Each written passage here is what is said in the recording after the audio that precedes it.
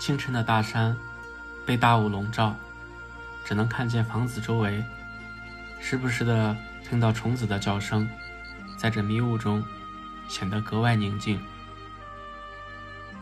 叶子上挂着厚厚的漏水，要是去地里，衣服鞋子准湿。早上我们吃过饭，再去地里摘连翘。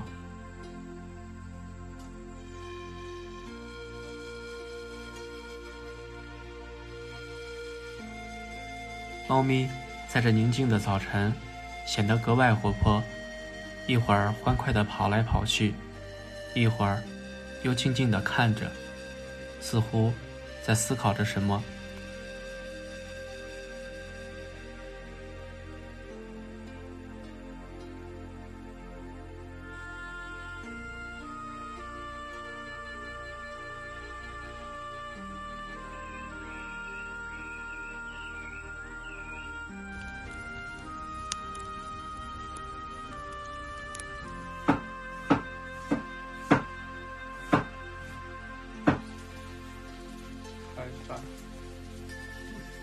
叫了些绿豆、白米。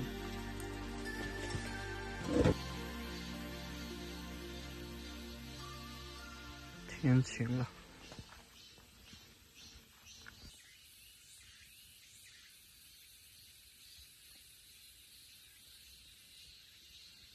太阳渐渐升起，雾气缓缓散去，远山的轮廓也清晰起来。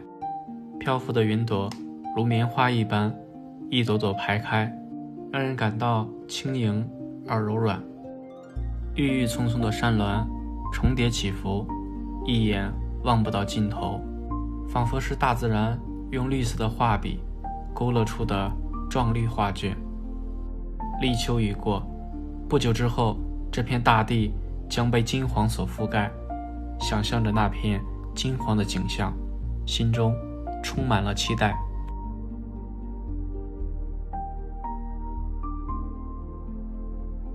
而到了冬天，大雪覆盖后的大山又会是怎样的壮阔呢？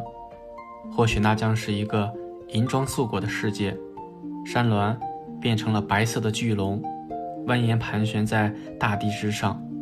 到那时，我定会与大家分享这美丽的景象。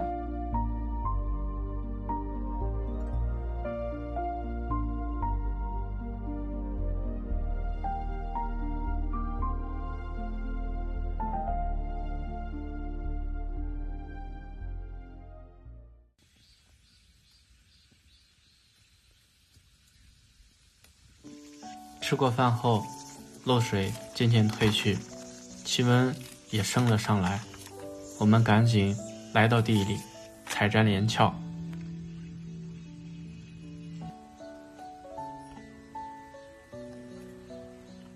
上期视频发布后，有很多朋友说连翘是什么？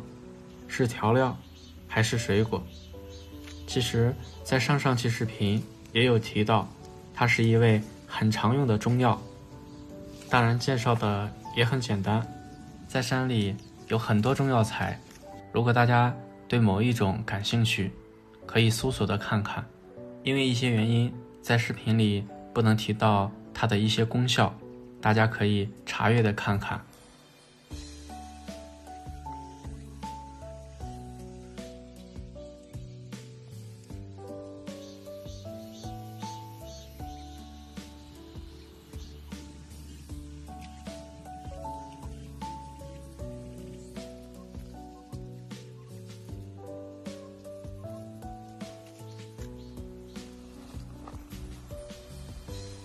回家，中午太热了。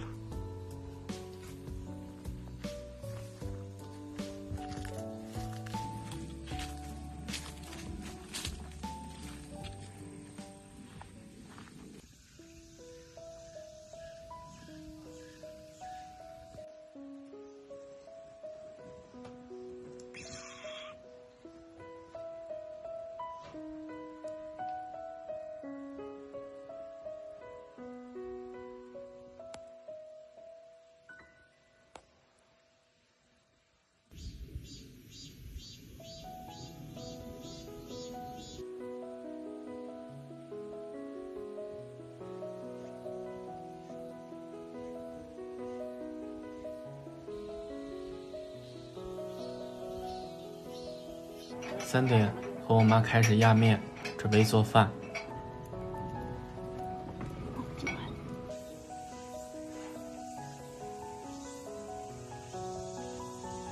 炝些姜水酸菜，做酸菜面。